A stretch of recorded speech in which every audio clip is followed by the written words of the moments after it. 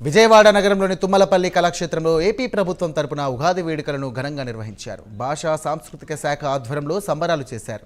వేడుకల్లో ఏపీ ముఖ్యమంత్రి చంద్రబాబు, మంత్రులు కందుల దుర్గేష్, ఆర్ఎం రామనారాయణ రెడ్డి తదితరులు పాల్గొన్నారు. ఇక వేదికపై పలువురు కళాకారులు సాంస్కృతిక ప్రదర్శనలు ఆకట్టుకున్నాయి. పండితుడు మాడగుల నాగఫణి శర్మ పంచాంగ శ్రవణం చేశారు. ఇక తెలుగు వారందరికీ సీఎం చంద్రబాబు ఉగాది శుభాకాంక్షలు తెలియజేశారు. ఈ ఉగాది ప్రతి ఒక్కరి జీవితంలో నూతన ఉత్సాహాన్ని నింపాలని ఆ భగవంతుని ప్రార్థించిన ఆయన తెలియజేశారు. ఇక నాగరిక పోటీ ప్రపంచంలో నూతన ఆవిష్కరణలు జరగాలని ఈ సందర్భంగా సీఎం చంద్రబాబు వెల్లడించారు.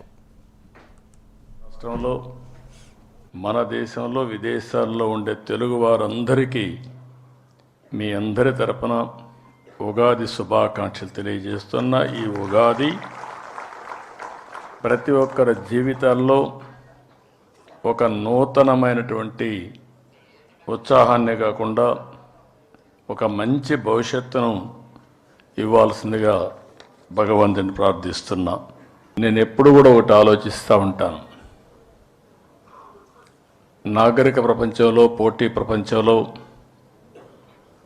నూతనమైన ఆవిష్కరణలు జరుగుతూనే ఉండాలి. సిటీ కట్టాను. హైటెక్ సిటీ పక్కన మీరు చూస్తే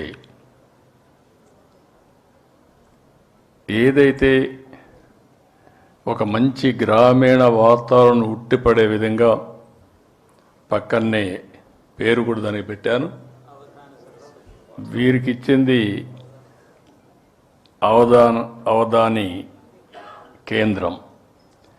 ఇంకొక పక్కన ఆయన పక్కనే అన్నమయ్య కళాక్షేత్రం కోసం అక్కడిచ్చాం.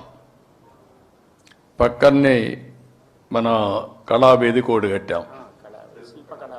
శిల్పకళా వేదిక కట్టాం. కళలు భాషల్ని ప్రోత్సహించడానికి. అంటే ఒక హైటెక్కు ప్రాధాన్యత ఇస్తే ప్రపంచం మొత్తం గర్వంగా చెప్పగలుగుతున్నా.